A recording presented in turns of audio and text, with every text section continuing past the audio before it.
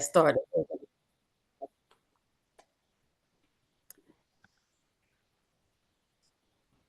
Hello, everyone. Welcome to Brewerytown Garden, Sundays at Brewerytown Garden.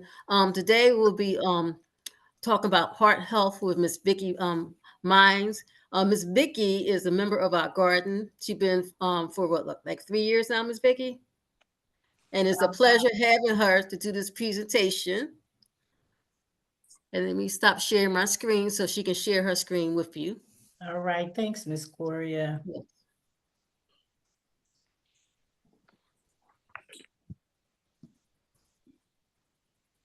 All right, so just give you a little background. Let me start by saying thank you all for joining us today. Really appreciate you. Like I said, I'm sure you could be doing 1,000 other things. Everybody see my screen okay? Yeah. Okay, cool. Yeah. So again, my name is Vicki Mines. I'm a community nutrition educator and a public health advocate. Been teaching nutrition education around about 10 years now. It don't seem that long, but it has. I'm currently at LaSalle pursuing my master's in public health. Entrepreneurial Best Life Ever Nutrition Services has been in existence since about 2019. I work for a nonprofit, Veterinary Community Partnership, where I work under culinary medicine, where we teach nutrition education and cooking classes to medical students and educational professionals, things of that sort. Yeah, so just glad you all could join us today. This is really a passion of mine. I'm trying to figure out a way to like really get involved and just make this a yearly a year-long thing, not just Heart Health Month, but talk about heart health, and it's particularly women's heart health all year long because it's such a needed topic. So many women have heart disease and don't even know it. So it's really important that we get this information out here in a way that, we all can benefit from it. All right, let's get started.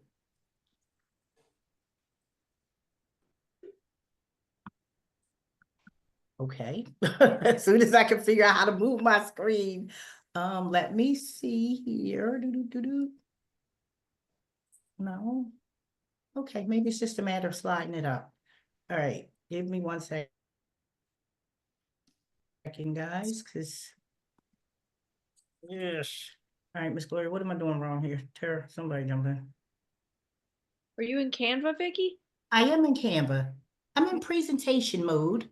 Yeah, you should just be able to click. Can you click down below? See where it has the number of slides down there to your left? Ah, that's what I'm looking. I'm pushing the arrows on my computer. Okay, got it. Yep, thank you. There you go. Alrighty, so heart strong. We want our hearts to be strong all year long. So this is what this about. And yes, I am doing the presentation, but this is very informal. That's the way I like it. I like communication, I like engagement. So I really want to hear from y'all. If y'all have anything to contribute to this, then I definitely want to hear from you. All righty, let's get started. So we're going to start with a body scan meditation. And this is something that I've been trying to incorporate since the new year, just to kind of stay more in check with myself and, check in with my body, my emotions, throughout the day. A lot of things take place throughout the course of the day. And sometimes we just move through it and, we have these signs and symptoms. We may have a little bit of anxiety, not knowing why something may have happened during the course of the day, and we just moved right through it without even checking with ourselves. So this is new to me as well. So it may be just a little uncomfortable or getting your mind settled down or whatever, but this is meditation. So that means it is a practice as well, right? So we're going to just jump right in. Just want you to be in a comfortable position, whatever that looks like, whether you're laying down, sitting down, feet on the floor. Yeah, so we're going to start with our feet. I want everybody to just initially just take a really deep, close your eyes and take a deep breath. Breathe in. See if you can get all the way down in your gut. Let that air go into your gut. Then you're going to bring it back up and just release it. A real deep breath, right? Keep your eyes closed. Your feet are planted on the floor. And we're going to start from the bottom up. So we're at our feet, right? So you just want to take note what your feet feels like. Are they cold? Are they hot? Do you feel any tingling? We're not going to put too much into what we're feeling right now. This is a quick body scan meditation. So just give you an idea of what that looks like, right? So just hot, cold, tingling, any sensations that you're feeling. And you may not feel nothing. And that is perfectly fine as well. So we're just going to move up to our ankles. And how do they feel? Are they relaxed? Do you feel tight? Yep, so just take that in. And while we're doing this, you just want to make sure that you're breathing in and out. Nice deep breaths. All right, so now we're moving up to our calves. How do your calves feel? Do they feel tight? Do they feel loose? They could just be hanging out. They could just be there, right? Remember to breathe while you're doing this. We're breathing in and breathing out. And so now we're going to move up to our knees. How do your knees feel? Do you feel any aches or pains, any numbness, any tingling? And just imagine that you're getting this breath all the way down to your knees where you can feel it, right? And again, this is a practice. These things take time. So just breathe in, get that air flowing down to your legs. And then you're going to bring it back up and release it. All right, so we are at our thighs now. Right, so are your thighs relaxed? Are you feeling any tension? Any type of sensations? And when you're feeling these things, you just want to take note. Just notice what's going on with your body. That's the whole idea of this. You just want to check in with yourself periodically. All righty. Yes, and now we're in our pelvic area. What does that feel like? Do you feel any tightness? Breathe in, breathe out. Your pelvic just hanging there. Any sensations going on? So you're breathing in. Get that breath all the way down into your pelvic. Nice deep breath. Then you want to breathe out. All right, now we're at our stomachs, our gut. Got a lot going on in the gut. So we really want to start taking notice what's going on. Do we feel any bloatingness, any aches or pains, cramping? Get that breath down there into your stomach. Breathe in really deep. Let your stomach expand a little bit with that air. Bring it back up. Release it. All right, we're going to move to our fingers and our hands. What does that feel like? Are your hands cold? Are they warm? Do you feel any numbness or tingling? And I think the more we do this, the more we can recognize when our bodies are out of check. And that's the whole point of this. And this also helps to get our bodies back in check as well. So breathe in, breathe out. Now we're moving up the arms. No, I'm feeling a cold sensation right now. That's probably because my living room's a little cold, but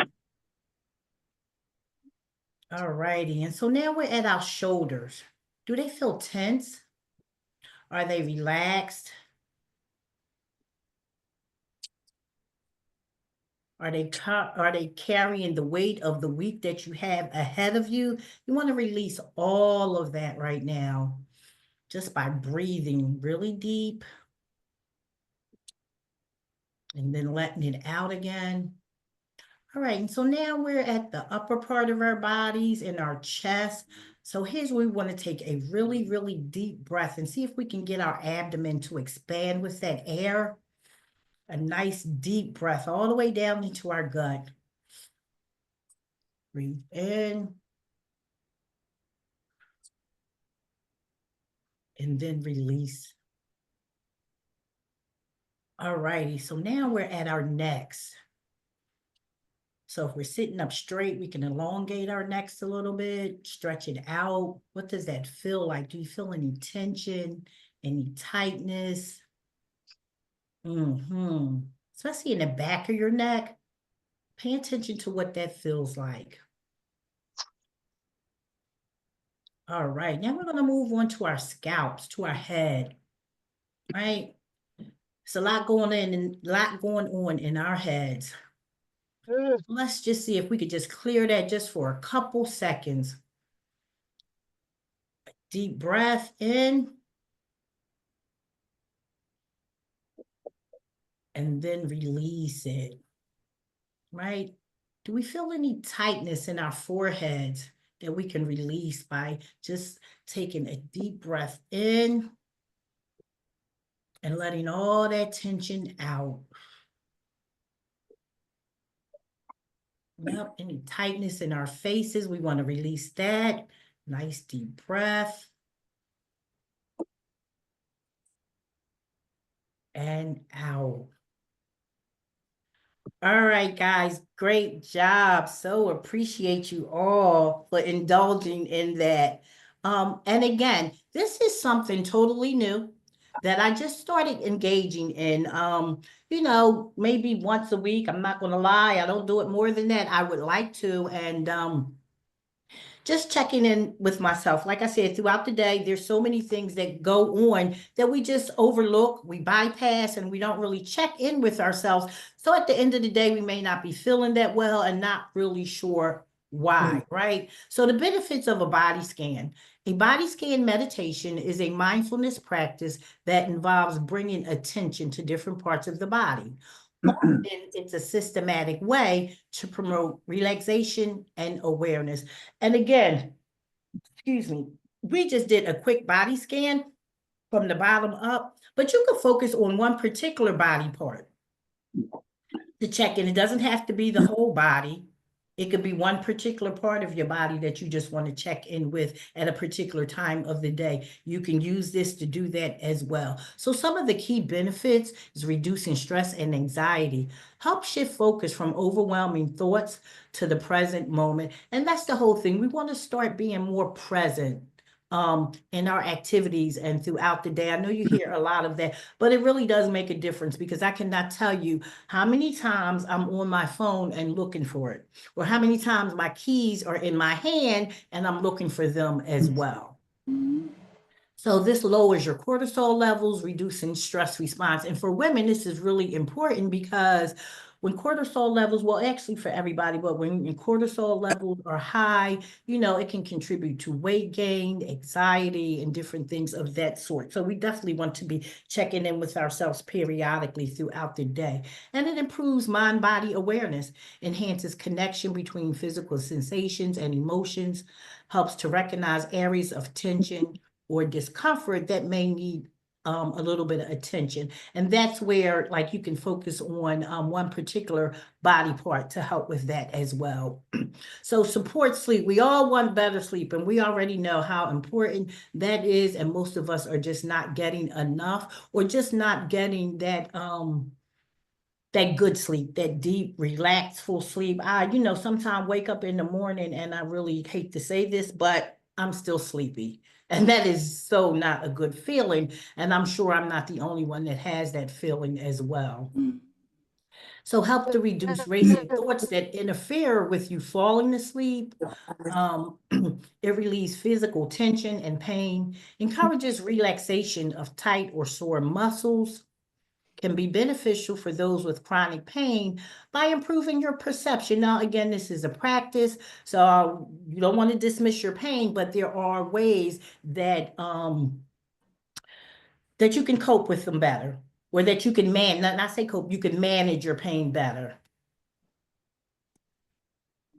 All righty, and it enhances emotional regulations.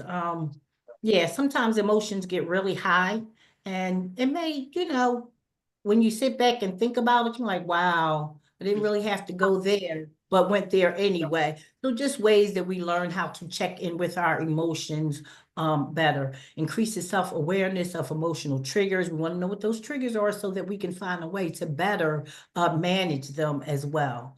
Helps process emotions in a non-judgmental way. And guess what? Sometimes if we do get a little over the top with our emotions, well, guess what? That's just where we're at, right? Sometimes it happens. You don't want to judge yourself. You just want to, find out what that trigger is and then maybe be able to handle it a different way the next time that situation comes up.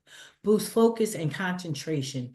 Strengthens attention control by training the mind to stay present. That's where I want to be. And this is really helpful. I purposely wanted to do this body scan meditation so that I can really be present for you guys, right? To help remove some of the anxiety that I may have just as a presenter or whatever my day was looking like or thinking about what my week looks like, right? This is just really helping me focus and be present with you guys as well, which is really important. Helps improve overall cognitive function and encourages self-compassion, foster kindness towards the body and self, helps to let go judgment and embrace self-acceptance. So we already know we are our worst critics for whatever reason. Yeah, so we just want to be a little kinder and gentler to ourselves.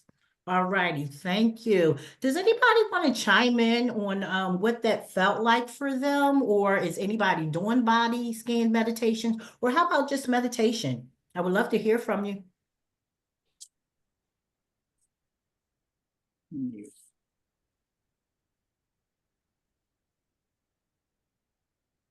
Okay, if anybody wants to share later, feel free. All righty, so good to me. Kind of felt like you can release some stress. So yes, I'm going to put that in my daily routine. I like that. I like that. And again, it's a practice. It's not going to help. It's not going to happen overnight, like being able to clear your mind and settle down. But like anything, the more you do it, the better you get at it. So that's the whole point of meditation. It's a practice, right? So I want to pose this question. What does heart health mean to you? And that looks different, although there's some similarities for everybody, that also looks different for everybody. So I would like to hear from some of you if you would like to share about that.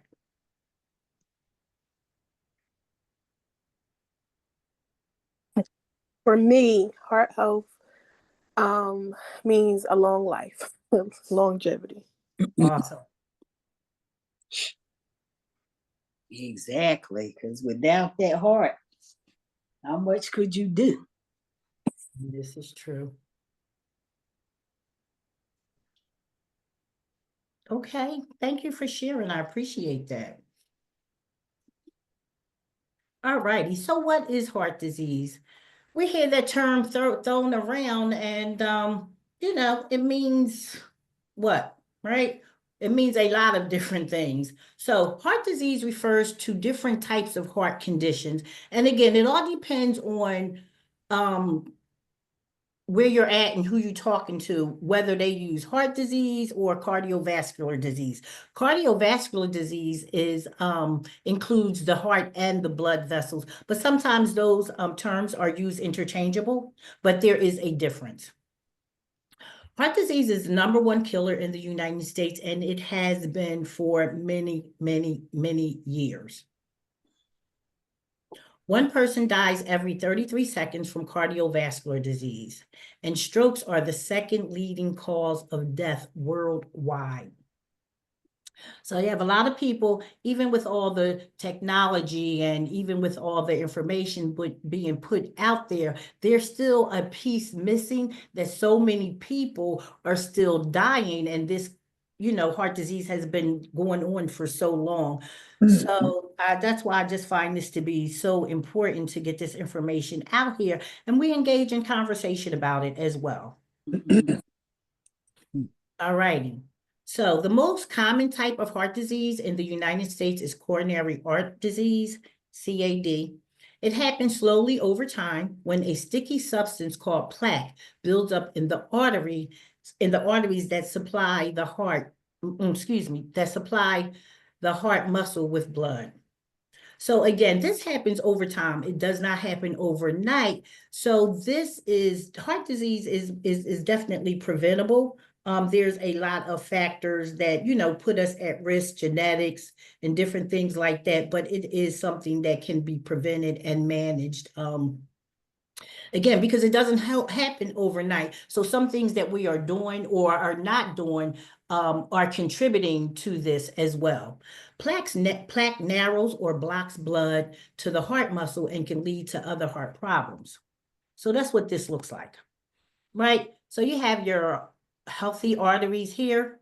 And that's what that looks like. And this here is the beginning of a plaque formation. So as you see, the plaque is building up against the artery walls. And eventually, as the plaque gets thicker, it causes blockage. I'm trying to move my screen up a little bit. It causes blockage. And so your blood and things start having trouble getting through, which can form a blood clot. And disclosure, I am providing information that you guys can, pretty much get off of a reputable site. Yeah. All right. So types of heart conditions: arrhythmia, a problem with the heart rate or rhythm of your heartbeat. Now, sometimes it all depends on what type of activity we doing. We may see somebody we really attracted to, the heart may flutter a little bit, right? That's totally different. Or if you have a moment of excitement, your heart may flutter, or even it may drop, for a minute. And sometimes we feel that, but arrhythmia is something totally different. It's pretty consistent, where the heartbeat is just the rate and the rhythm is not the same. A heart attack, when parts of the heart muscle dies from loss of blood flow, and that comes from the blockage as well. And heart failure, when your heart can't pump enough blood to meet your body needs. And that's when a lot of times, that's where that tiredness comes in, that having trouble breathing, not being able to do the normal activities that you're used to doing. So you really want to pay attention to that. All righty. The silent killer, and again, it all depends on the presence and who you're talking to. It could be called hypertension, or it could be called high blood pressure, which is the silent killer. And that's because there's no real signs or symptoms until the point where, you need to seek medical attention. So your blood pressure is recorded as two numbers. Your systolic pressure is the first number. It measures the pressure your blood is pushing against the artery wall when the heart beats. Let me just move my screen down just a little bit, guys. Okay. And then you have your diastolic pressure is the second number. It measures the pressure your blood is pushing against your wall while the heart muscle rests between beats.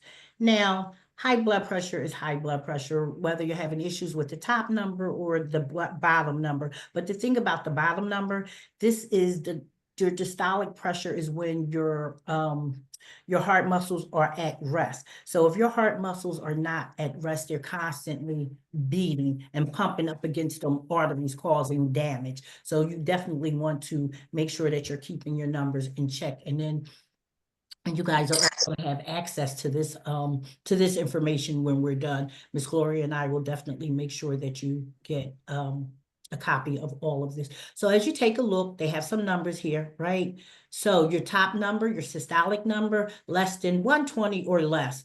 And your bottom number, 80 or less, right? And then when it gets elevated, anywhere from 120 to 129 with your top number, your systolic number, and less than 80, that doesn't look 80, it should be over 80. But anyway, so high blood pressure in the stage 1 is 130 to 139 or 80 to 89. And so here, when you're in stage 1 of hypertension, or when your blood pressure is a little bit elevated, your doctor may recommend that you, implement some lifestyle changes, eating differently, exercising. If you smoke, stop smoking, things to reduce stress and anxiety, those lifestyle changes, right? But again, it just all depends on what's going on. And I know it has to be elevated, I think maybe on 3 different readings, 2 to 3 different readings, more likely before your physician or your practitioner is probably going to offer you some medication to get that under control. So you definitely want to be aware of that. And then your stage 2 hypertension is 140 or higher for your systolic number and 90 or higher. And then here they're saying consult your physician immediately.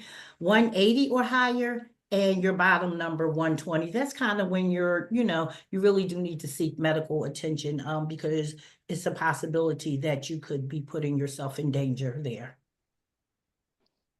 Any questions? Okay. All righty. And so along with the blood pressure, having your cholesterol under control is really important as well. The body needs a certain, the body, the body manufactures, I should say, and I don't even know if I'm saying that right, cholesterol on its own, but then foods that we eat and different things like that have cholesterol in them as well. So they're 2 different things.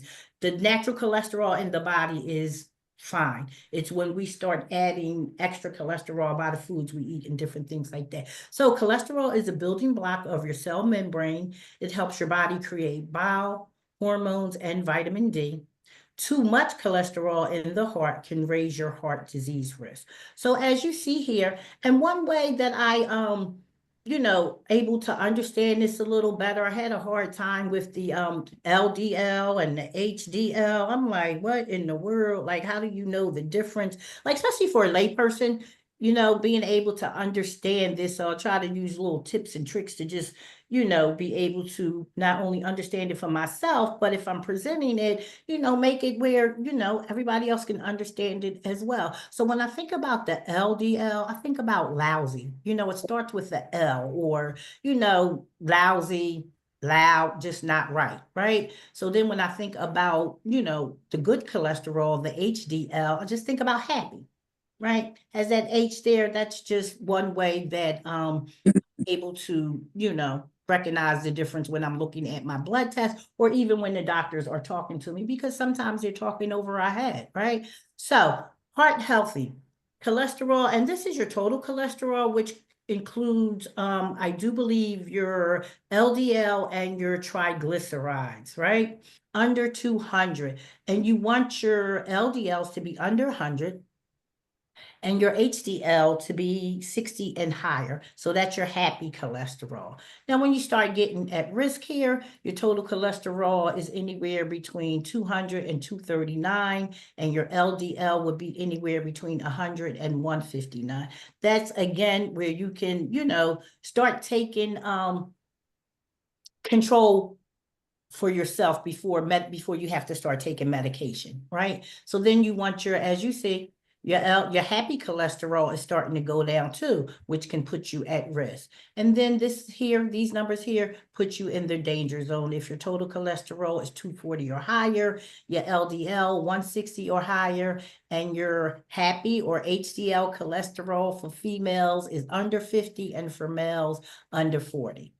So again, we just want to know those numbers. It's important that we know our numbers. When we get these lab results, the doctors are going over them. Make sure if you have any questions that you're addressing them right then and there. So when you get home, you don't have to question, what is that? Like, I know he told me, but if you're just listening and, sometimes we do have to engage because, they get us in them rooms and they snap their fingers and you blink your eyes and you're out of the room. No, we have questions when we go in and we want our questions answered. So even if you have to write them down before, especially if you're going for your physical, your yearly physical, and you haven't been in a while, you may even want to take a look at what it looked like last year and how much it has changed.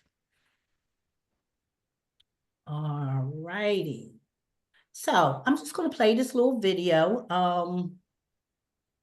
Yeah, I think this is.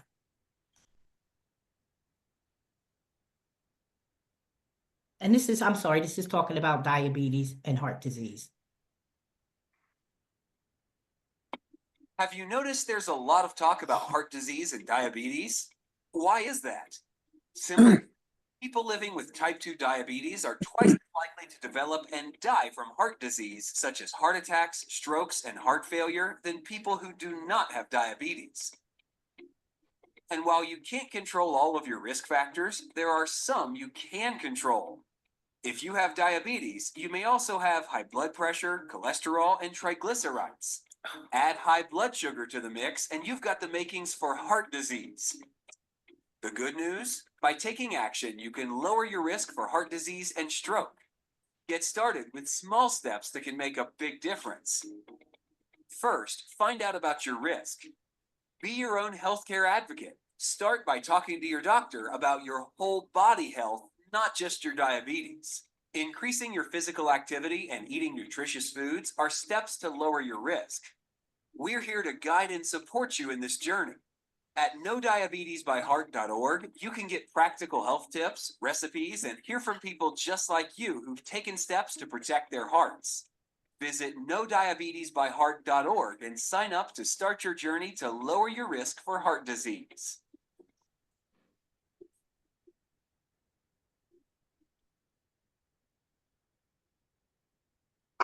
All righty. So, diabetes, again, just like hypertension, high blood pressure, high cholesterol, and diabetes, they are definitely the makings of heart disease. So we definitely want to know those numbers, and we definitely want to keep them in check. So when we go to the doctor, especially for your yearly checkup, they normally check for diabetes, check your, when you get your blood work done, your lab work, your hemoglobin A1C. And so that measures your average blood pressure, your average blood sugar, also known as glucose, over a 3-month period. So this is just giving the doctor a picture of what's been going on, not immediately, but just over 3 months. So again, if you're a little high, there can be some lifestyle changes that you can implement to get that under control, right? So your normal A1C should be about 5.7. And then pre-diabetes is anywhere from 5.7 to 6.4. And believe it or not, that's most of us. I have been told I'm pre-diabetic. Again, there's many factors that contribute to that. You have genetics, but then again, there's lifestyle changes, environment, sedentary lifestyle. There's a whole bunch of variables that contribute to that as well. And full-blown diabetes is 6.5 or higher. So you want to make sure that you know those numbers and that you also know how to, get those numbers under control as well. All righty, guys, I'm trying to get back to my presentation. Stop playing. 1 second. Nope. Give me 1 second. All right, we're just going to do it like this. How about that?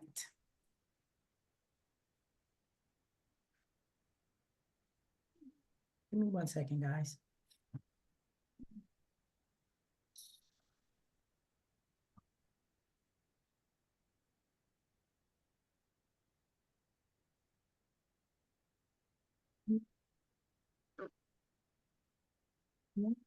I think I closed my presentation, but hey, I get to see all of y'all. Hi. I'm trying to get back to my presentation. Give me 1 second. This okay. 1 sec. You know what?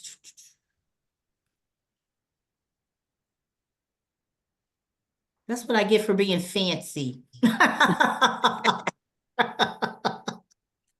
Lisa, I got to see one pretty face. Besides yours and Gloria's, it was her mother. Oh, nice. How nice is that? Hi. Yeah, she is 1 second, beautiful. guys. All right, I know this is not exactly what it looked like, but we're going to go from here because, again, I love imperfection because that's what we are. Nothing's perfect in life, okay? So here we go. We're going to do it like this. I mean, it's really no big deal. All right. All right, so that was the video there. Heart disease and stroke, cardiovascular disease, Cardiovascular disease can lead to a stroke. Strokes happen when a blood clot or broken vessel prevent blood from getting to your brain. So that's it. You know, we get this plaque buildup, and sometimes it's just too much and it breaks off, and then it starts, you know, making its way to other part of our bodies, which definitely causes problems.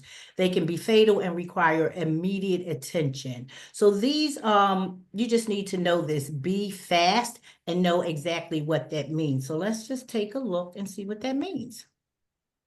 So be fast, right? Stands for balance, eyes, face, arms, speech, terrible headache. And we want to know what this looks like, not only for ourselves, but for those we are around. You know, somebody may be experiencing these symptoms, and if we're not aware, then we can't help because we don't know what's going on, right?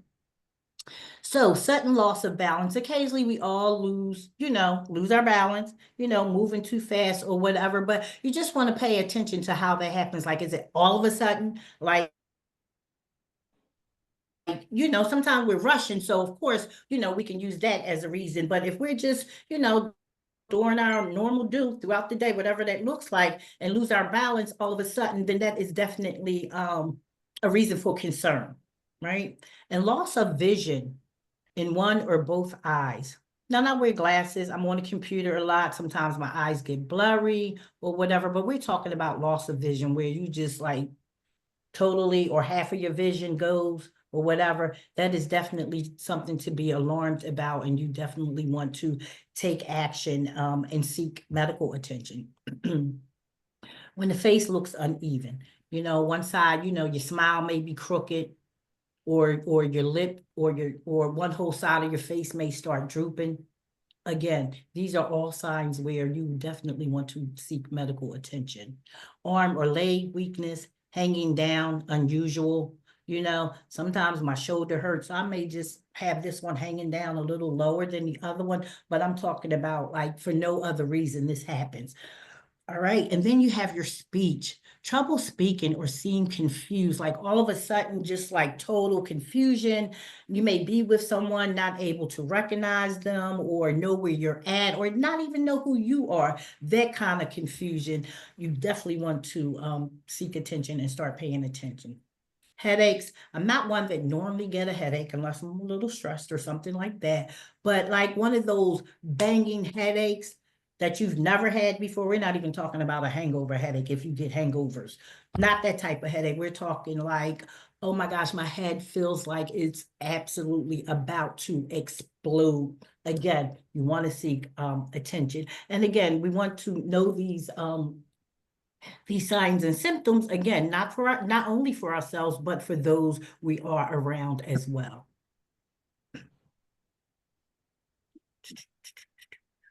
So signs and symptoms. For many, many years, heart disease, has been, I'm sorry, did somebody say something? No, you can if you want to. Vicki, I didn't have anything to add to the presentation, but I did just send you a message in the chat. I'm not seeing your screen. I don't know if anyone else is having that problem or not. Anybody? I can see it, Vicki. Oh, okay. I can see it. I can see it also. Well, I'm going to go back out and come back in then. Maybe something happened on my end. Okay. Okay. All right. I'm not having the problem. I can see. You can see it? Is everybody seeing my screen? I can see it. Okay, cool. Yeah. Signs and symptoms. So for many years, heart attacks, they associated them with old white men, and they were like, their symptoms were like the gold standard, right? So that is no longer the case. And heart disease looks totally different for men and women. And it's an individual thing. It just looks different for everybody. Again, we have some of the same signs and symptoms as men, and women have some of the same signs as each other, but again, they may be just totally different. So that's where this conversation is really important, because we may have signs or symptoms that we just don't associate with heart disease at all.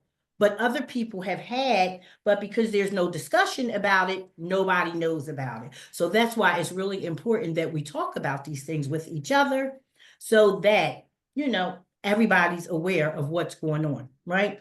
Many women think the signs of a heart attack are unmistakable. So not true. Excuse me. But the signs may not be obvious and may be confusing. Even when the signs are subtle, the outcome can be deadly, especially if the person doesn't get help right away. So uncomfortable pressure, squeezing, fullness, or pain in the center of your chest. That's like the kind of main symptom that people associate with a heart attack, but there are, or with heart disease, or again, heart attack, heart conditions, but there are so many other signs. It may last more than a few minutes or go away and come back. Pain or discomfort in both arms, one arm or both arms, your back, your neck, your jaw, your stomach. Shortness of breath with or without chest discomfort. Other signs include breaking out in a cold sweat, nausea, and lightheadedness. So again, we could associate these signs and symptoms with a whole gang of other conditions. But again, you want to really know your body, so that you're able to check in with yourself and know that when these are not the normal signs, this is not what it normally feels like, when I have back pain, or when my stomach get a little upset, or when I get nauseous, or breaking out in a cold sweat. I don't know about you guys, but I'm at that age and stage right now where I break out in a lot of sweats, but not necessarily cold. But again, that's when you want to know your body and know these signs and symptoms so that you can tell the difference between the two.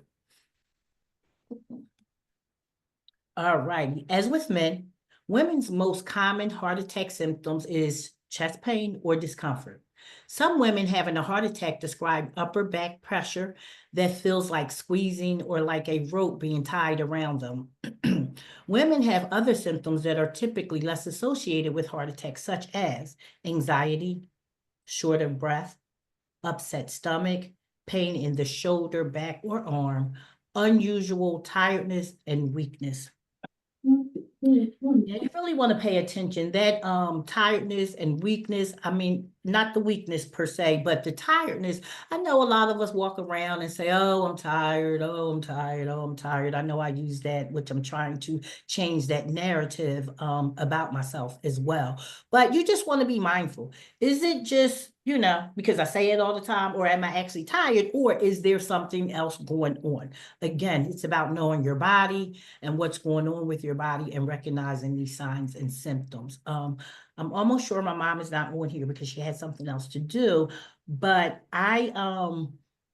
we were just talking about this. I believe it was back April 2014. I dropped my mom off at Einstein Hospital for what they call a routine test, a cardio catheterization to see what's going on, put the dye in, see what's going on with her heart. Well, by the time I got home, I got a phone call from one of my aunts saying that I picked up the phone and she said, Vicki. And I'm like, yes. She said, I didn't know your mom had to have heart surgery. And I was just so thrown by that because, I mean, we're talking about the same day. I dropped her off. My mom didn't expect that either. So again, it's really important. She had no signs or symptoms, although she had a history of lifestyle that maybe have created that. But again, there were no signs or symptoms immediately that she recognized. I mean, and even after that, one sign and symptom that I hear from a lot of women that, again, that is being dismissed by medical professionals. A lot of women confuse heart related signs and symptoms with oh my gosh, what am I trying to say? Acid reflux or heartburn. And so they're constantly taking these antacids, and that's just masking it. Even after my mom's procedure, years later, she started having problems again. Back and forth to the doctor, back and forth to the doctor. Now she's actually going to the doctor and she's telling them what's going on. And first she was taking over-the-counter antacids, but then she went to the doctor and they prescribed her prescription antacids. But this is somebody who has a heart history. So again, it's important that, we know our bodies and also that we know how to advocate for ourselves. And it's fine if you can't. Take a family member with you. It's okay. If if you're not comfortable or you don't know the questions to ask, take somebody with you, because a lot of times, you're talking to the doctor and you hear what you want to hear, or, they may tell you something that you don't want to hear, and then you just totally check out on them. So that's why it's really important that sometimes, we have another set of ears when we go to the doctor. It's okay. They can come in the room with you. That's your option. So we definitely want to, know the signs and symptoms and what they look like, and then just don't dismiss them. You have an upset stomach. How long has your stomach been upset? Do you normally get an upset stomach?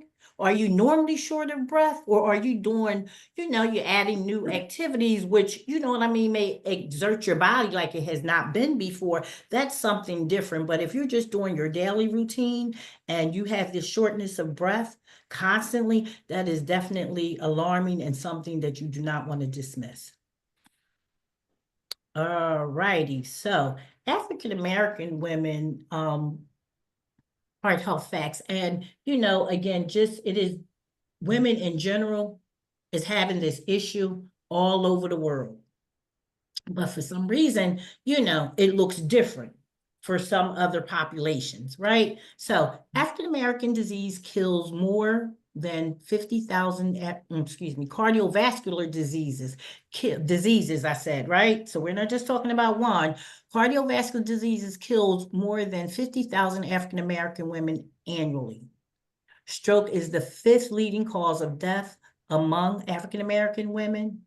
Among that, women ages 20 years and older, 58% have high blood pressure, and only around 20% of those have their blood pressure under control.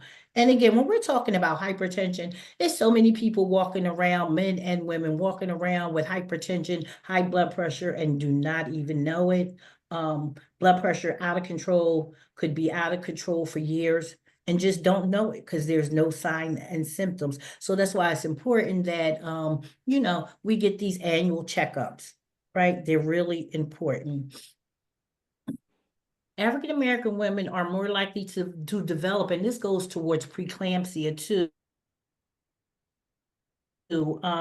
Again, I'm pursuing my master's in public health, and my capstone project is food insecurity in African American women and how that increases their preeclampsia outcomes, which is a hypertensive disorder that you get during pregnancy. I think it's like somewhere in the 24 weeks, somewhere around there. I forgot the numbers, but this is the thing with preeclampsia. You can develop it during pregnancy, and sometimes it goes away, or sometimes you'll continue to have issues afterwards. So that's why that, prenatal care and postnatal care is even important, because after you have the baby, they give us about 6 months. They want to follow and check up on us, and but after that, it's kind of like you're on your own, so it's really important, and we need more time than that. We need to be followed longer than 6 months, because some things just don't manifest itself like that. Your body goes through a lot. Your body is actually under attack when you get pregnant. I hate to say that, but it's the truth. Everything changes, and we all know that. So things don't get where they need to be all the time in that 6-month period. Sometimes we need a little more time than that. So we need to be followed a little longer just to make sure that we're okay. All righty, Miss Gloria, you next.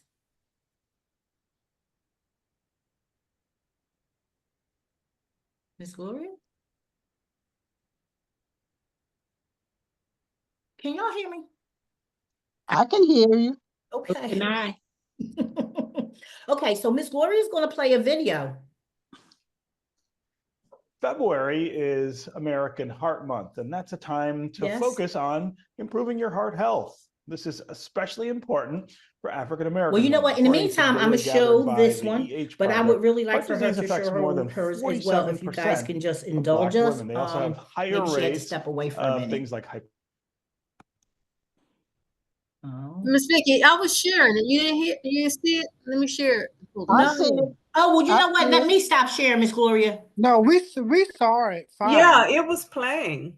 Miss Oh, Gloria okay. video? Okay, let me start again. I'm sorry, y'all. Gotta start it again. Maybe because I went into the other slides, Miss Gloria, but I'm going to stop sharing for a minute and see if I can see you. Okay, let me. Are y'all seeing it, or I was gonna start sharing it? I love technology. Let me tell all of y'all, okay? Are y'all seeing it, or I have to share again? You're gonna have to share again. We can't see it now. Okay, thank you.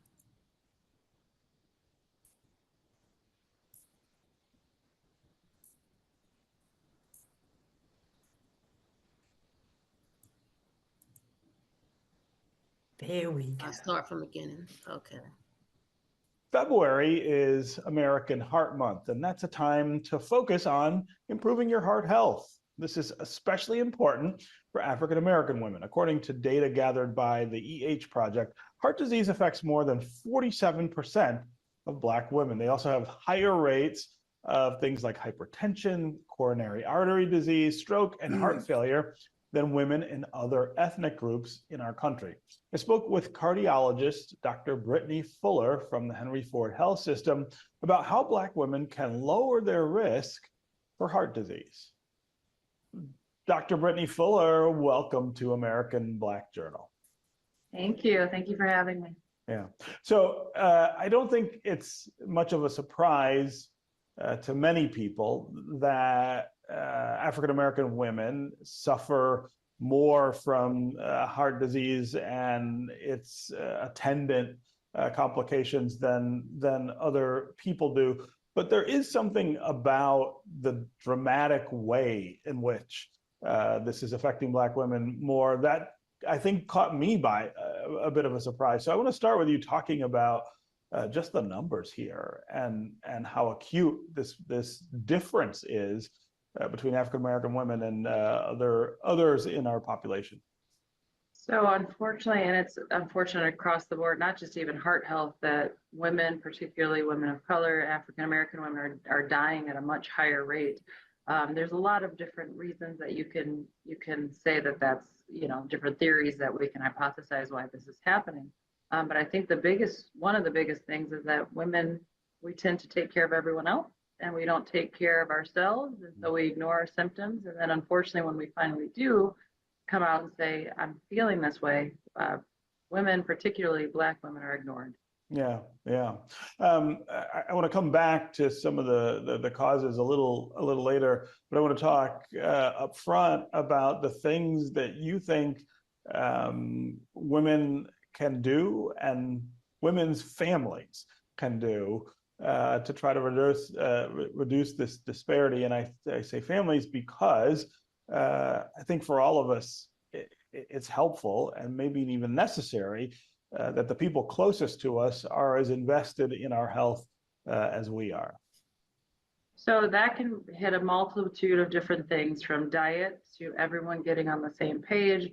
As mom, sister, cousins are trying to work on eating more vegetables, eating more lean protein, cutting out processed foods, not throwing that temptation out there. And even some of the biases and going into family functions, when you start to get in shape and lose weight and the family says, oh, you look too skinny, or, oh, you don't want this, you don't want these ham hocks. It's supporting women in their journey of getting healthy. So that's something that families can do. Just simply be supportive and say, hey, I see that you're getting healthy. I'm going to join you on that journey, or I'm at least going to support you. And then also, because women tend to again ignore themselves. If you see something is off, if you see that when they're climbing a flight of stairs or you're walking through the mall that they're short of breath, because women tend to, their symptoms, they may not have that crushing chest pain. They may just become profoundly short of breath or fatigued. If you see that and say you're walking through the mall and say, hey, you just seem a little more short of breath than you normally do. Bringing it to their attention, things that they may not even realize themselves because they're just slowing down and they just may not even realize that. So just kind of paying attention to that too, and helping them out and just bringing it to their attention. Maybe you should see a doctor. Yeah, yeah. So beyond diet, exercise, and general healthy habits, what else do you say that women can be doing to minimize this discrepancy? So I'm a very strong proponent of the fact that your mind and body are all one. So taking 30 minutes a day for just you, whether that's meditation, whether that's prayer, whether that's, shutting off all of your social media, your phones, disconnecting from the world, and just spending that time with yourself, regardless of what you do. You can pray, you can meditate, you can do whatever you want, but just choosing that 30 minutes for you. Because stress hormones I always tell my patients, stress hormones are great when you're running from a bear, not so much in day-to-day life. Yeah. So if you can kind of find that mind-body connection, cut off the world for 30 minutes, and sometimes it's hard, sometimes it requires getting up 30 minutes early in the morning or after your kids are in bed, 30 minutes before you go to bed, finding that time for you and just saying, that's my me time. For me, I exercise. I find that 30 minutes for myself to say, I'm going to spend 30 minutes on the treadmill. That's my time, and I carve it out. But finding that mind-body connection is important. Yeah, yeah. So I want to go back now to kind of the causes and the context for all of this. Of course, there's a history of unequal treatment for African Americans, and especially for African American women, that no doubt contributes to all of these things. But one of the other things that I want to kind of focus on is this dynamic where when women do speak up, go to the doctor, speak up and say, hey, this doesn't feel right, or this seems like it's a problem, they often are not believed or listened to. And I want to talk about what we do about that. I mean, I think, being in the position you're in is part of the solution. But there's got to be other things that we should be thinking about to just change the system and the way it responds to African American women. And I do think that that's happening. I think we're a very, very long way away from it being equal. I do think there are a lot of things in play right now that, making sure that people have the proper training, that everyone is not the same, symptoms are not the same. I think we're recognizing more that women, and women specifically, regardless of race, color, they have different symptoms. So they can have the same disease as the men, but may not present the same way. So I think that's becoming more mainstream, that, again, women may have more shortness of breath as opposed to chest pain, or their chest pain is different. But I also think I always empower patients, and I get a lot of these patients in my clinic for obvious reasons, that they want to see an African American cardiologist. But I always empower people to, if you don't get the answer that you're not settled in the answer that's been given to you, keep looking. Yeah. Don't just sit down and say, it's okay, I'm fine. You know your body better than we will ever know it, because you've been with it for your entire life. If you're not getting the answer that you want, keep looking. Yeah. And keep going to different doctors, different hospital systems. Someone will listen to you. It's unfortunate that we have to do that, but you have to.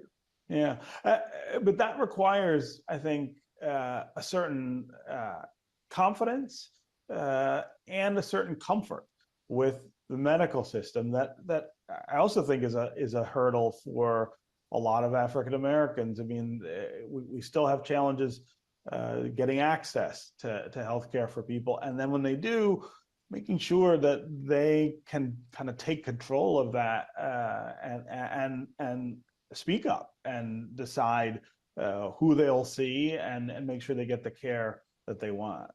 100%. But I also, in that same token, I empower you to know your own numbers. So getting everyone, I always empower patients especially when I go out and do like community talks at churches and just community organizations and health fairs.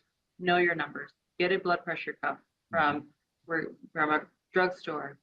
Write down some blood pressure numbers. Know how to check your blood pressure. When you get lab work, because it's, you know, when you go for just a routine physical, knowing your A1C, knowing your LDL, knowing those numbers, because the more information you have, you can go out there and actually find the doctors that you need. But without knowing that stuff, without having that information, you're kind of powerless. So the more you have, the more you can present and say, hey, my blood pressure consistently at home is 140/80. This is abnormal. Yeah. No, I would hate to say that a doctor would turn someone away and say that's not true if you're sitting there with a log in their face. So yes, there's some things, and I know that, you know, different health systems, especially here at Henry Ford, we do a lot of training and implicit bias training. Yeah. That I think is helping from the physician side, but we also have to empower patients as well.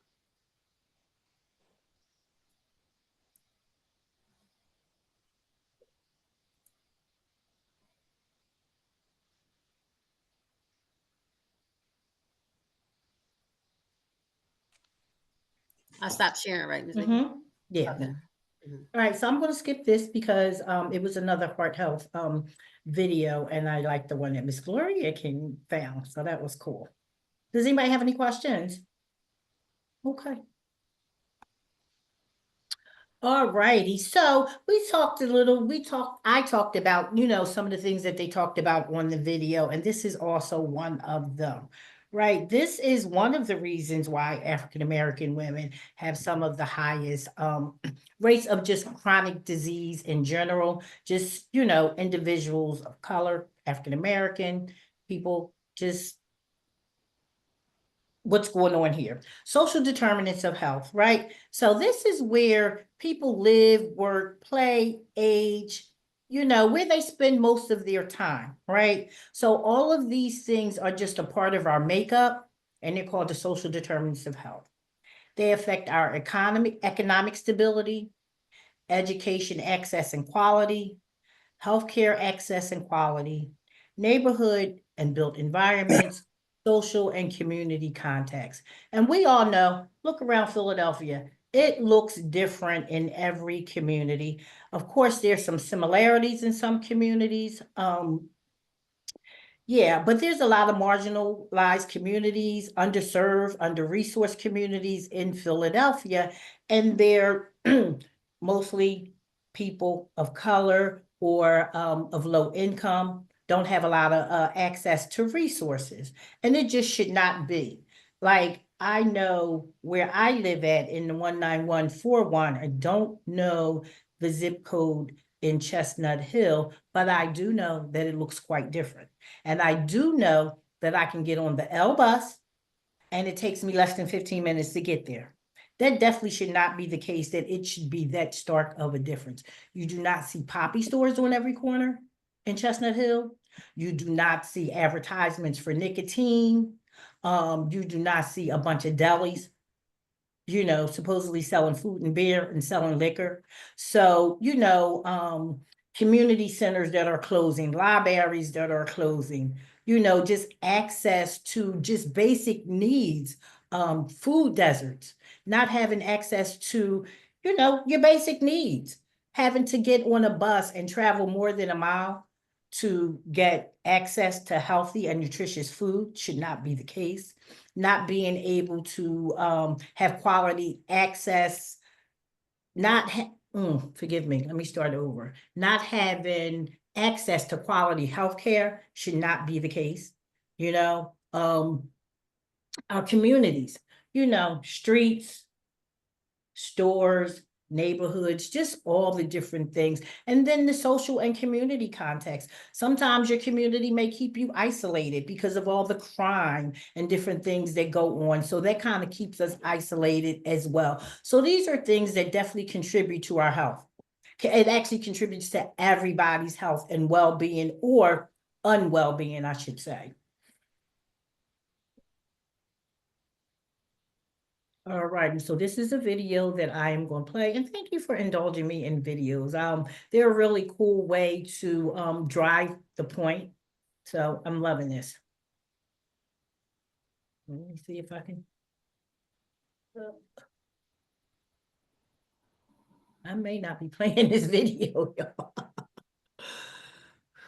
No, I don't want to generate an image. Click on it twice. Okay, so it's not going to play. Well, really, it was just, talking about the difference in neighborhoods. It was some kids on a bus going to a carnival, and, one of the kids are already on the bus, just to give you a scenario. One of the kids is already on the bus, and then their schoolmate gets on the bus, and they're saying, hey, the further they get out of their community, they're recognizing that things look totally different. And that's how it is. You can go, like I said, a 15, 20-minute bus ride, and things look totally different from where you're at. Okay, so American Heart Association Life's Essential 8. This was changed a few years ago. I forgot it was called something different, and it was only 7 health behaviors and health factors that they were focusing on. I do believe the newest one that they added is sleep, because there's so much research coming out now on how important sleep is to heart health, just to health in general. So, Life Essential 8, health behaviors and health factors. They are key measures for improving and maintaining cardiovascular health as defined by the American Heart Association. Better cardiovascular health helps lower the risk of heart disease, stroke, and other major health problems. Some of these things I touched on already, like knowing your numbers in this area here. We already know what this does to us. We already know, for those who live sedentary lives. I shouldn't say we know, but these are the things that promote a healthy lifestyle. I'm not going to go into all of them, because again, you guys will have access to this, and you can go onto the American Heart Association and check out each one of them. They do have pretty much a one-pager for each one of these icons on here, that just tells you the benefit of following the recommendations. I'm going to pretty much stay in my lane, and I'm going to talk about nutrition, because it's a fact that what you eat affects your health. There's so much research, and we're living it. Many of us are living with chronic diseases because of different things that we eat or different lifestyles that we're living. So, and I am missing a slide here somewhere, but I can still talk about that. So this is a biggie. Salt, sodium, it all depends on who you're talking to, but just want to understand, what is the role of that in your body? Because we do need salt. Although we don't need to be shaking it all over our food, we do need salt to keep our body functioning, right? So sodium is a mineral that is essential to the body's function. It's for fluid balance. Sodium helps regulate the amount of water in and around your cells. And sometimes you can tell when you have too much of that fluid in your body from sodium, your extremities start swelling. Sometimes we may have swelling in our hands, our feet, our lower legs, our ankles, different things like that. That could be a sign of too much, fluid coming from sodium in the body, which is definitely alarming and, needs attention. Your nerve function is essential for the transmission of electrical signals in the nervous system and muscle contractions. Sodium plays a role in the contraction of muscles, including heart. I know sometimes some of the medications, especially with blood pressure medications, can cause cramping and different things like that in your hand. Yeah, so sometimes they like deplete you, especially if you have a diuretic associated with your blood pressure medication. That can happen. All right, so understanding what that looks like when you're out and about and you're doing your shopping and things like that. These are just tools and tips to equip you so that you can make better choices for yourself and your family when you're out there making purchases and you're cooking. Right? So some of the terms they put on food, and we pick it up and we like, oh, that says low sodium or this, that, and the other. But if we're not really paying attention or know what that means, then it really doesn't mean a whole lot to us, right? So salt, sodium free. That looks like less than 5 milligrams of sodium per serving. And we're going to take a look at a food label as well, right? So when you flip it over, so this would be on, so these are food labels. These are words that would be like maybe on the front of the food label. But when you want to know what the milligrams are, that's when you're going to flip that can or that box or whatever it is, you're going to flip it over, and then you're going to start looking at the nutrition label so that you know exactly how much sodium this particular product has in it, right? So then you're talking about very low sodium. That's 35 milligrams or less per serving. Now remember, we're talking about per serving because that's how the nutrition label is set up. Reduce sodium at least 25% less sodium per serving than the item's usual sodium amount. So if it's already high in sodium, 25% less, although it may make a difference, it may not make a big difference. It just depends on how high the initial sodium content is in that item as well. Light in sodium or lightly salted, at least 50% less than the regular product. So again, it's good that you know what these terms mean, especially for you and your family when you're out there and you're shopping. No salt added or unsalted. No salt is added during the processing, but these products may not be salt or sodium free. Again, need to flip it over and take a look at that label so you know exactly how much sodium is in that particular product. One thing I did not talk about, but you know what? I'm going to talk about that in another slide. Give me a minute. I didn't actually have a slide for that, but we'll talk about it anyway. All right, so this is one of my favorites. All these beautiful colors. Eating a rainbow is healthy. That word healthy, again, it means something different to everybody, but you kind of get the gist of it, right? Colorful fruits and vegetables just gives us what we need, right? If we're eating enough of them. Vibrant, just making sure that you're meeting your nutritional needs. No, you cannot get that from eating your favorite apple every day, but if you're, having a fruit salad and you're having a mix of all these different colors, then you're getting a variety of the nutrients that your body needs. All right, so a 2015 morbidity and mortality weekly report from the CDC states that the percent of the, gotta come bring my computer a little closer. I don't know. Are y'all seeing this okay? Because it looks a little small on my end, so I can imagine what it looks like for you guys. Sorry. Let me see if I can, We can see it. There we go. Technology.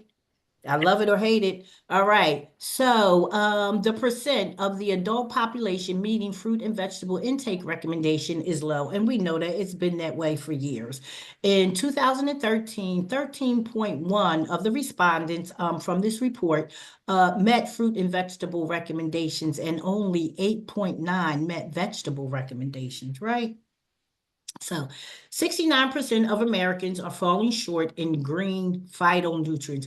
So your phytonutrients is your plant power, right? That's where you get all your nutrients and vitamins and minerals and different things like that. And each color represents something different, which we'll talk about that in a minute. 78% of Americans are falling short in red phytonutrients. 86% of Americans are falling short in white phytonutrients.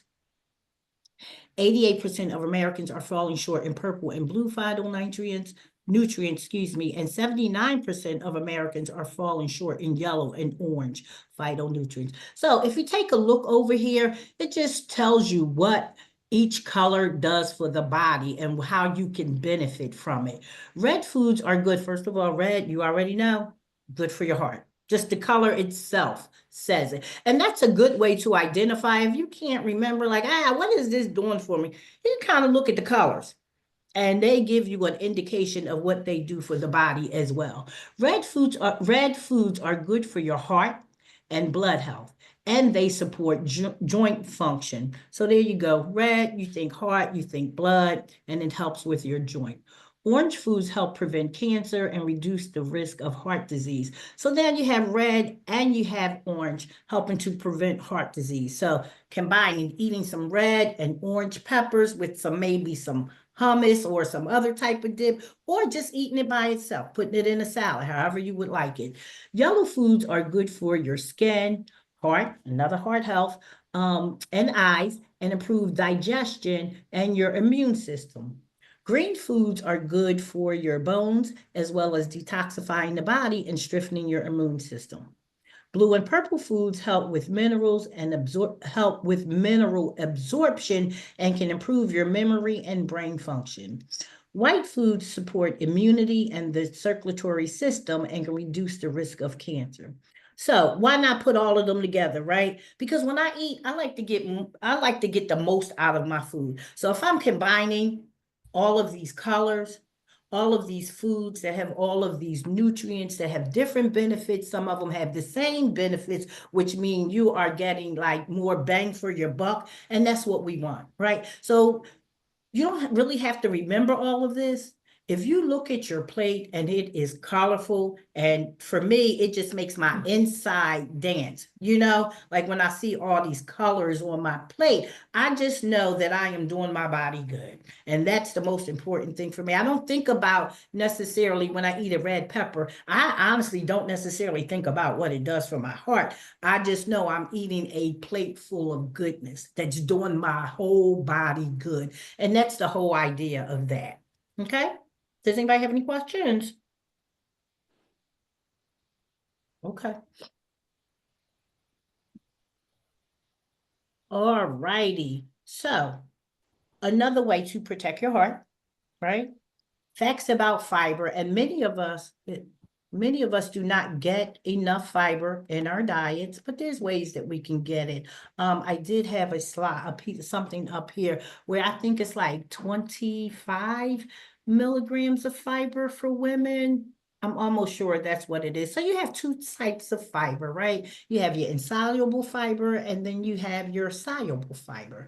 Your insoluble fiber is the ones that attracts the water and turns it into gel and goes through your digestive system slowly. And this is the one that helps to lower your cholesterol. So as you see, you got some Brussels sprouts here, you got some oranges, different things like that. So it just kind of goes into your system and it just helps to lower the cholesterol. And it does that by coming in contact with the cholesterol. The fiber comes in contact with the cholesterol in your blood and it pulls it out of your system, right? All right, and then you have your soluble fiber made of non-soluble cellulose. So that's kind of, the body doesn't really digest that. So it just kind of goes through your system. Speeds food through the digestive system. It adds bulks to prevent constipation. So that's where, it's bulking up your system and it's helping with your digestive system when you move your bowels, right? So they both, in the middle here, you see it says both pass through the body without elevating blood sugar. That's what we want. Aids blood glucose control and insulin response, right? So again, most of us do not get enough fiber, and there are ways we get, again, if you're eating a rainbow, definitely getting fiber, but then you want to, eat more, you hear a lot about the grains, right? But we want to be eating whole grains.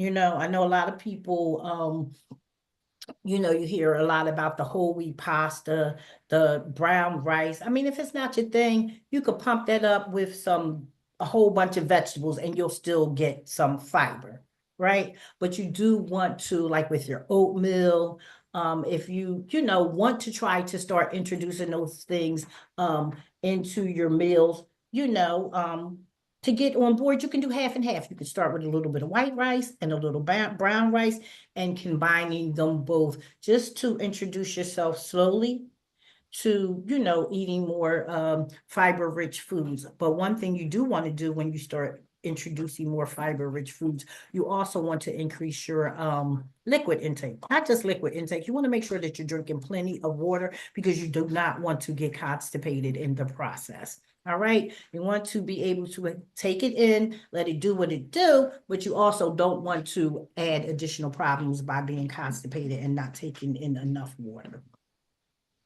All righty. All right, and I love this. So I ran across the organization way back when I first went to school for nutrition, and I went to a nutrition convention always. They were very instrumental in getting these whole grain stamps onto food. Right. So we go into the market, we pick up a loaf of bread, and it says whole. No, not whole, forgive me. It says wheat bread, right? So your first, my first inclination is, oh, I'm getting me some whole wheat bread, right? Not necessarily the case. It needs to say whole wheat. If it doesn't say whole wheat and it's just saying wheat bread, then it's not whole wheat. You're not getting that fiber that you need, again, that we talked about to help with your cholesterol and heart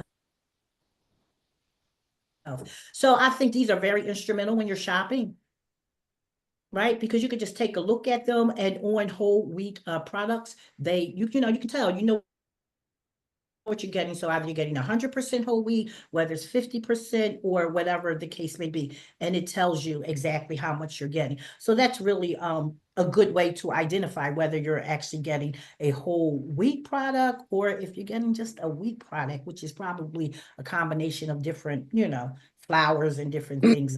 Sort. Yes. Did somebody say something? No, it was clear. Oh, okay. All righty. So now to this new, oh, you know what? I want to go back because something I did not talk about when I was talking about, I believe it was eating a rainbow. I'm going to go back to that, right? So especially when you have hypertension and you're trying to control your your blood pressure, you do want to eat foods that are high in potassium. So that could be bananas, a lot of your fruits, a lot of your vegetables, different things like that. It's really important that you, have foods that are high in potassium to help combat your blood pressure, right? And again, you will know that, especially if you're eating more whole foods, then you could pretty much know that you're getting some potassium in your foods. But also, again, that's where reading the labels and knowing what you're putting in your body comes into play, right?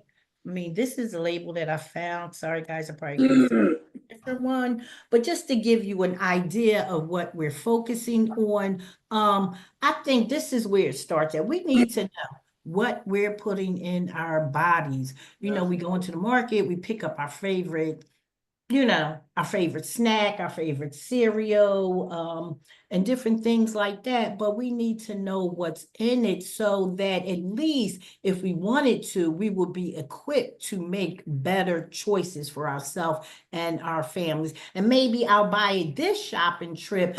I'm going to skip it the next shopping trip and buy something just a little, that doesn't have as much salt in it, or maybe that doesn't have as much added sugar in it. That's what this is about. All righty. So you start up here at the top, 8 servings per container. Now, I know I have had plenty of, food items in a package that may have said 2 or 3 servings, and I look up and I done wolfed down the whole bag, and I haven't even turned around and looked at this. And when I have, I'm like, oh my gosh, I done ate 3 servings. That would be me, my husband, and my son. Right? So that's really important. I mean, if that's what you plan to do, then that's okay. But if you do that unknowingly on a regular, then that can definitely put you at risk for many chronic conditions. So you just want to make sure that you are paying attention to that. And then it's your serving size. 2/3 cups. So again, you just want to know how much you are putting in your body. If you plan on eating the whole thing, that's fine. If not, this is a good place to check in. You have your calories here, right? So this calories worth the items. I don't really get into calories too much, but for 2 cookies, if it's like 300 to 500 calories, I may think twice about eating that, all right? So again, just ways that you can make informed decisions for you and your family. You have your fats here. Your total fat is 8 grams, which is 10% of your daily value, excuse me. And your saturated fat here is only 1 gram, which is 5% of your daily value. So value, excuse me, value. I don't know where that's coming from.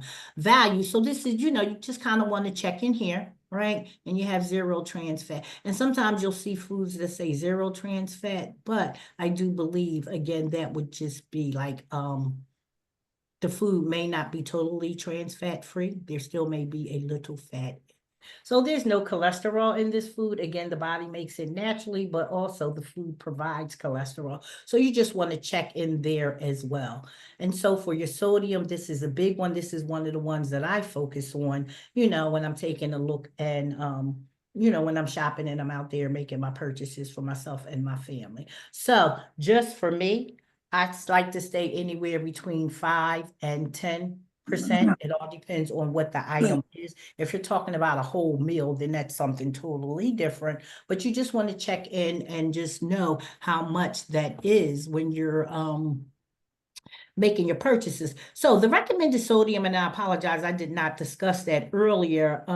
The recommended sodium is 2,300 milligrams a day. And if you have hypertension or any heart-related conditions, or if you're trying to control that, that looks like 1,500 milligrams. But does anybody actually know what the recommendation 2,300 looks like?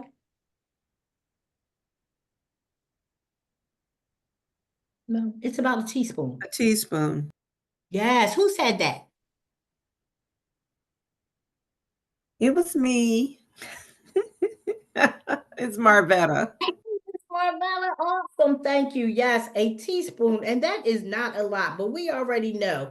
Even if you're not cooking with salt, if you're eating a lot of prepackaged foods, even in the beverages that we drink, they're putting salt in it. Eating a lot of processed food, eating a lot of baked goods. We don't even think about that, right? So there's a lot of hidden sodium in our sauces, in our condiments and things like that. So, you just want to check in. If you like that, maybe you can start making some of your own sauces, or, may use a low sodium. Like I like soy sauce because I make a lot of sauces and different things like that. But I don't think it's a low sodium. It says less sodium. So again, we want to go back to those trigger words. We want to go back to those marketing words so that we know exactly how much sodium that we're getting in our food. Okay. And then you have your total carbohydrates. So for your dietary fiber, you got 4 grams here, which is about 14%. And this is a big one we want to check in with sugars, right? So includes 10 grams of added sugar. So which means it has about 2 grams of natural sugar, whatever this product is. I apologize. I have no idea. I just happened to come across the label. So that's about 20% of your daily value of sugar. So you just kind of want to check in. You just want to,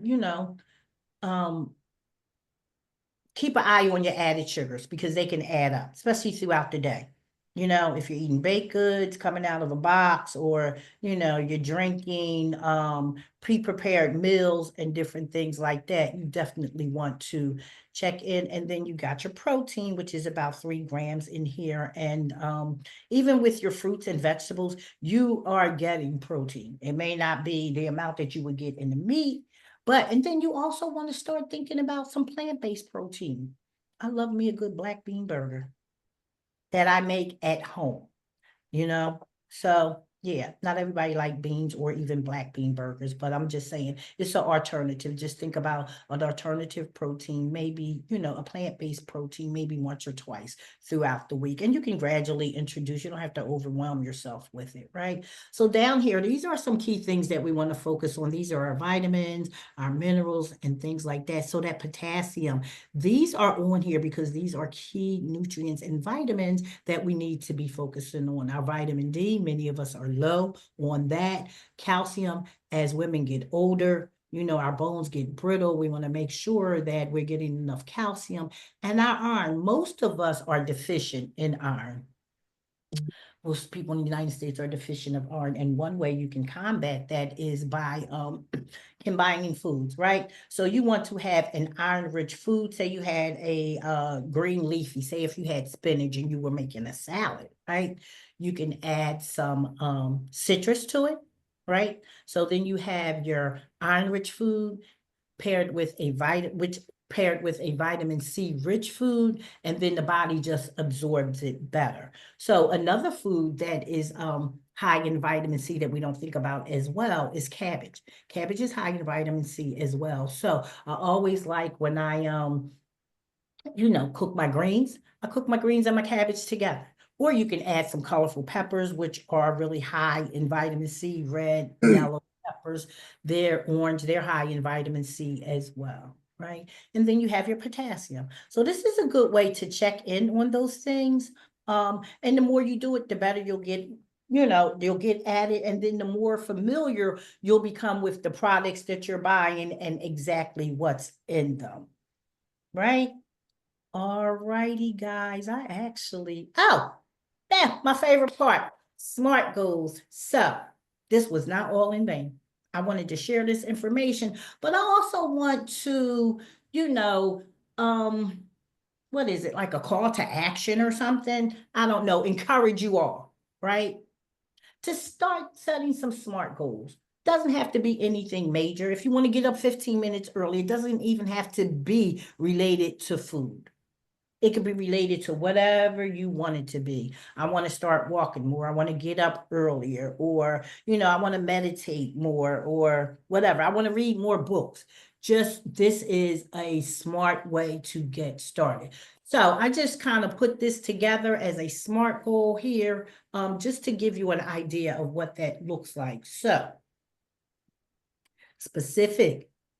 I will eat 5 servings of fruits and vegetables a day. That's very specific, right? Measurable. I will use a food journal to track my intake, right? Write it down. That way I can keep track. I don't have to mentally keep track. It's on paper. I know what I'm doing. And that's helpful because when we write things down, it's more likely to happen, or, it's easier for us to remember, right? Attainable. I will add 1 serving to each meal and snack. I can do that if I'm eating. Again, a matter of throwing a pepper in there, or adding some orange slices to whatever I'm eating, whatever that looks like. And it looks different for everybody.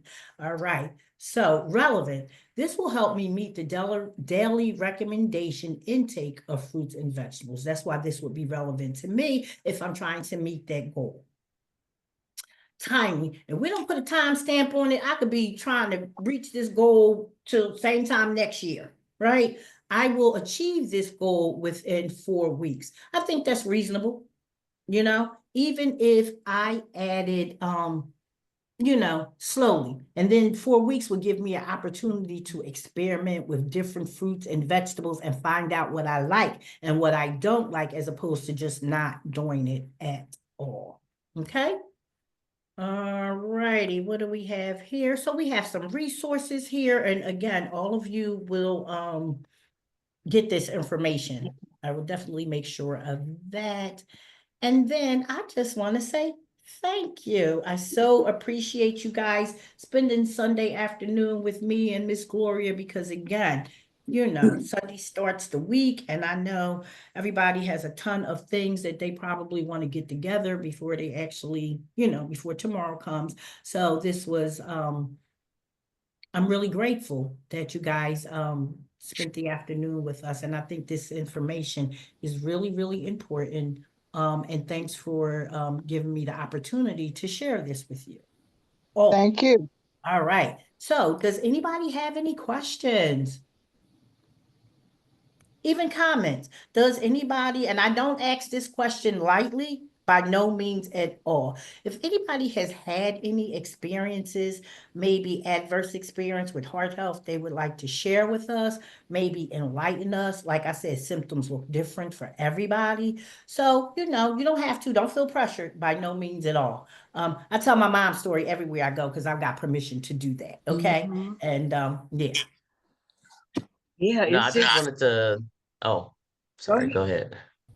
Oh yeah, I just wanted to thank you. I know for myself, I never really paid attention to this stuff until when my wife was pregnant. She towards the end of her pregnancy had preeclampsia, and when you spoke to how even postnatal after birth, she's still our son is 2, and she's still on blood pressure medicine, and we're doing stuff naturally to try to bring it down, but she's still on the medication, and I would have never thought that this long after is something that now in our household, just like I was saying, I never we're like, oh, we got to eat low sodium. So I was buying low sodium, and then I would look and I'm like, well, wait, this says low sodium, but it's still got 35% of your daily value. I'm like, if you ate this, that only gives you 60% of your daily value. And this is breakfast. You know what I mean? So just that made us pay so much more attention in our house. So, I just appreciate you taking the time. So just keeping that conversation going.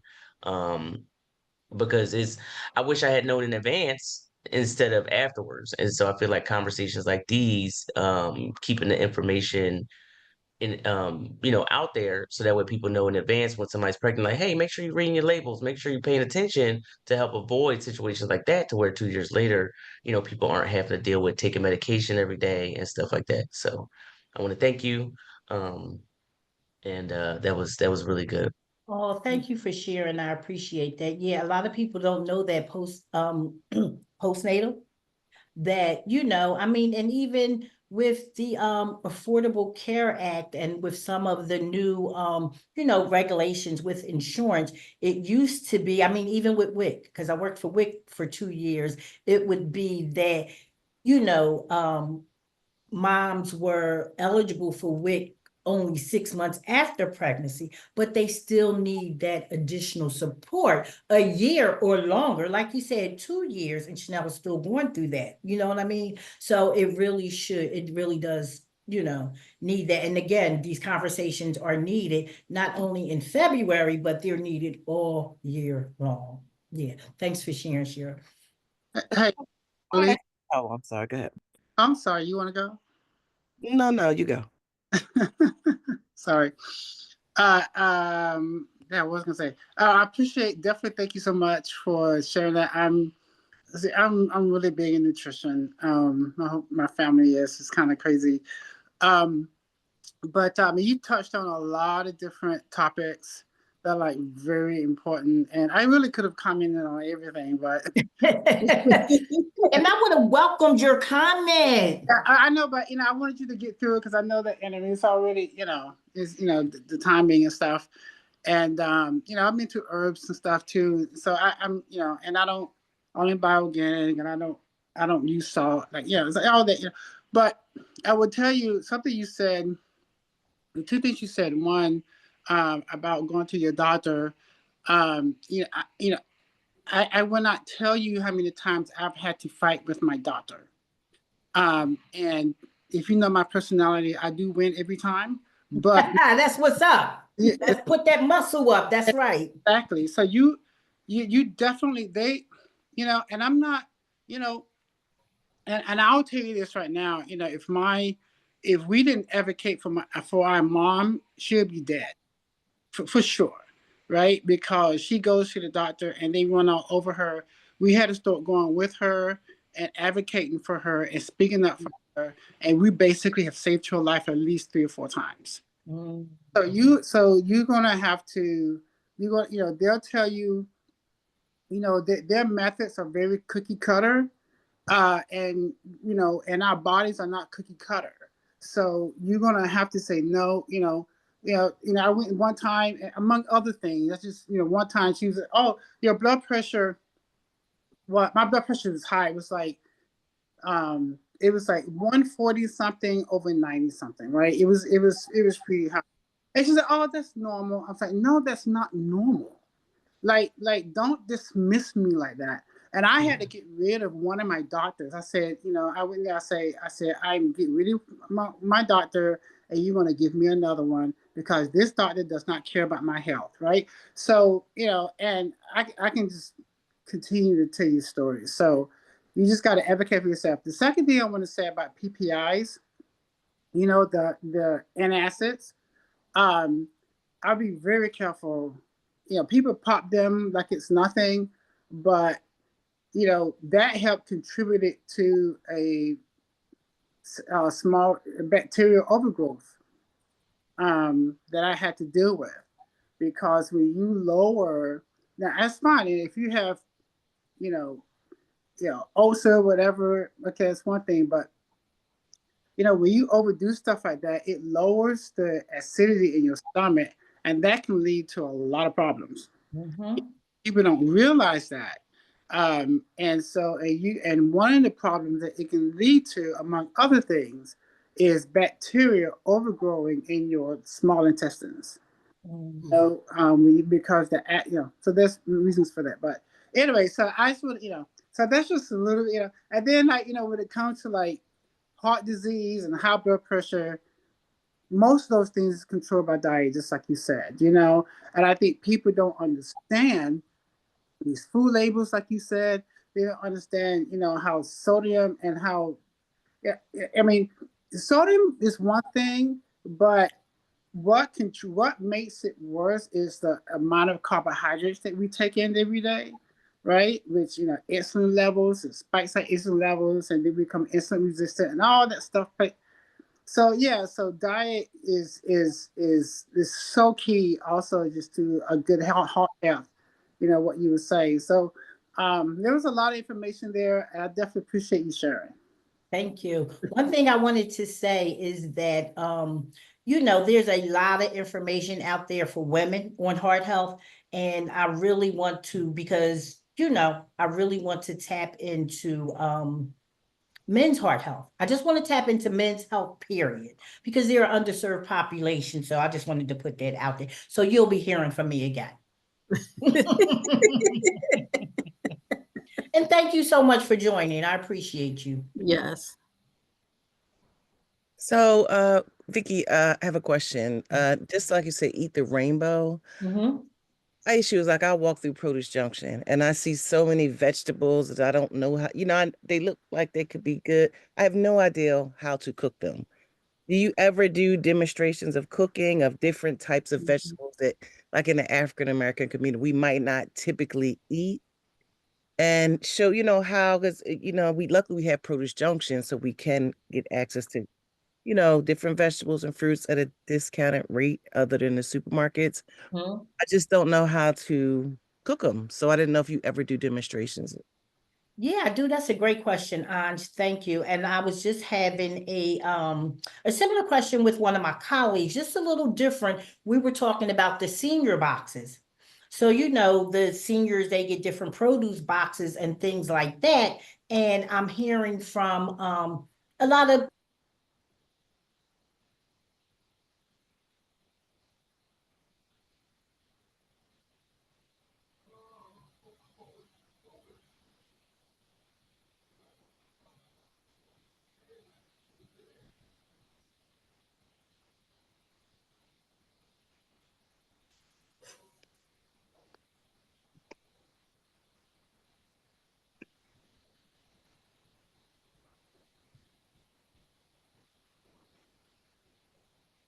Did we lose her? Yeah, I think she froze up. Yeah. She probably get back in.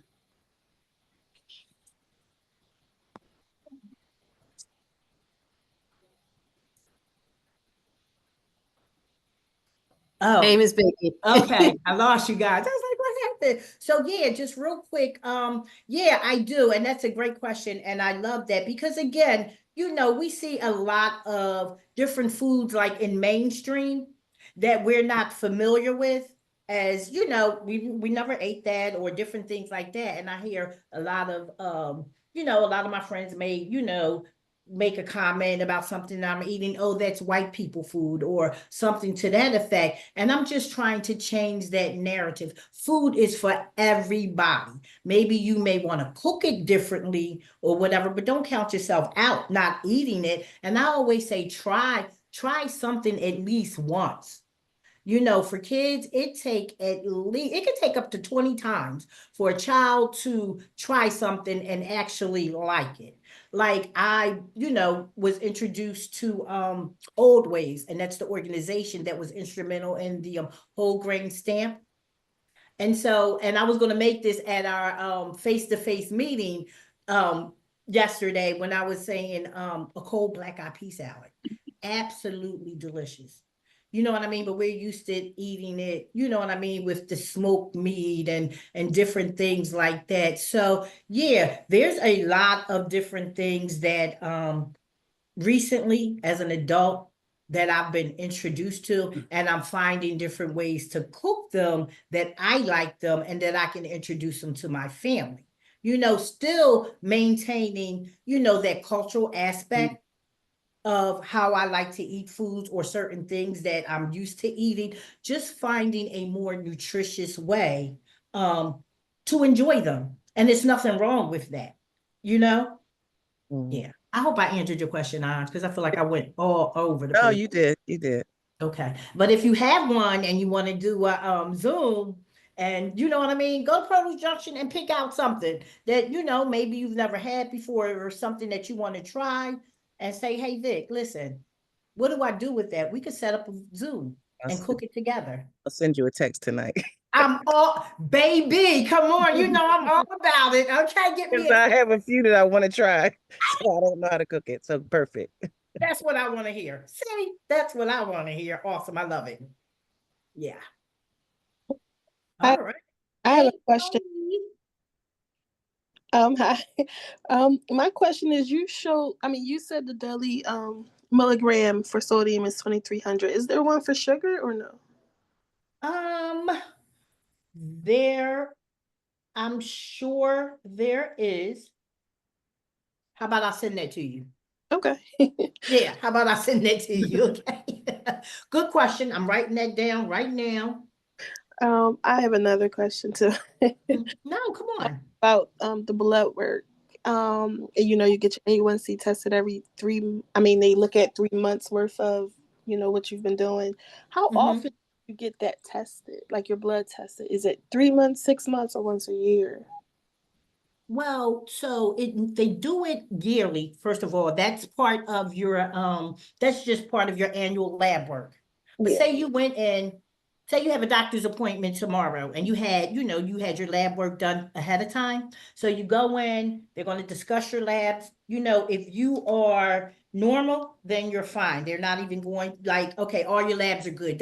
That's the most you'll get. Now you say, hey, what was my A1C? You know what I mean? Because them saying it's okay, like Willie said, with his blood pressure. They're saying it's okay, but that was definitely out of order. You know what I mean? So you just want to know your numbers for yourself. And most places now have those portals, health portals, so you can have access. And that's another thing, knowing from 1 year to the next what that looks like. But then if you're diabetes from, if your numbers come up and it's an indication that, you're on the borderline here, that would look like anywhere from 5.7 to 6.4. And so that's when, your doctor should be talking to you about lifestyle changes. And again, there may be a genetic component to that, but again, with some lifestyle changes, you can definitely, I can't think of the word, but not turn your genes off, but you can definitely send them going in a different direction. Okay. Yeah. Yep. So if you are pre-diabetes, pre-diabetic, your doctor may say, okay, come back in 6 months and redo this blood work and let's see what it looks like. Okay. Yeah. And my last question is, come on with it. I saw on the rainbow, it said white food. What are some white foods? I've never seen or heard of white food. No, you're talking about your onions, your garlics,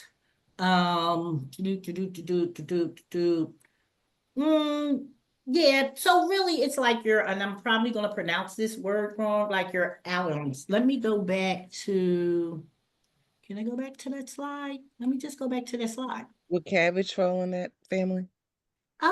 Let's see. I think cabbage may be more in the green family, but that's not written in stone. Let's see. All righty, let's see. So, okay, so they don't have anything here, but I'm almost sure they're talking like your onions and your garlic. Oh, your cauliflower. Yeah. Yeah, things like that. Okay. Mm-hmm. But I'm gonna look up some more white food since you mentioned it, okay? I love a challenge, y'all, and I love this. This is, where I get my energy from. So when I say thank you so much for being with me and Miss Gloria today, to receive this information and not only share and ask questions and just understand how important this information is to our communities. And now that you have this information, I'm going to charge y'all to go share it with somebody. Or if they have questions, they can always reach out to me. And this is another thing. If any of you, belong to organizations or a church or a community center or anything like that, that's interested in, having someone come in and talk about nutrition, or if they have a particular topic, or again, just want some food demonstrations or whatever, please hit me up. All right. Any more questions? Let me stop sharing again. Okay, guys. Do we have any more questions? I would like to thank everybody for coming out to Sundays at Brewery Town Garden. If you have any ideas for any other workshops, just let me know. Be interested. I heard Willie talking about herbs. I was thinking about doing one on herbs because we have a new herbal store on Girard. I was trying to think about getting the Zoom class for that. So anybody interested in holistic workshop, just let me know. Yeah, and so Miss Gloria too. So the workshops are not all for adults. We do children workshops as well. Yep, we do. So if Yep. any of you, books or what I mean, financial literacy or anything of that sort, we would really welcome, you coming and doing a presentation. Now these presentations are on Zoom, but in the summertime, we have a really good time in the garden. So I would love to see you guys come to the garden. And do a lot of hands-on. I do hands-on, presentations and cooking demonstrations, where everybody who comes is cooking. You're not just, you're not an observer. You're actually getting in there and chopping and cutting and making something. So yes, please join us throughout the summer and go on, follow Brewery Town on Facebook and Instagram and BLE Nutrition as well. Okay. All right, guys, thank you so much. I so appreciate you all. And like I said, I will make sure that you all get this information. And also I will definitely, get back to you with those questions. Yes. And I'll be emailing out the packet to you and also this Zoom workshop so you can share with other people. Okay. Awesome, guys. Hey, Yes, listen, I hope this gives you a good start to your week. It really did. Awesome. I'm glad to hear that. All righty. Take care. Thank Thank you. you. Everybody have a great day. Thank you. You too. Bye-bye. Miss Gloria, hang for a minute. Okay. Let's see how to get out of here now. Take your time. Oh,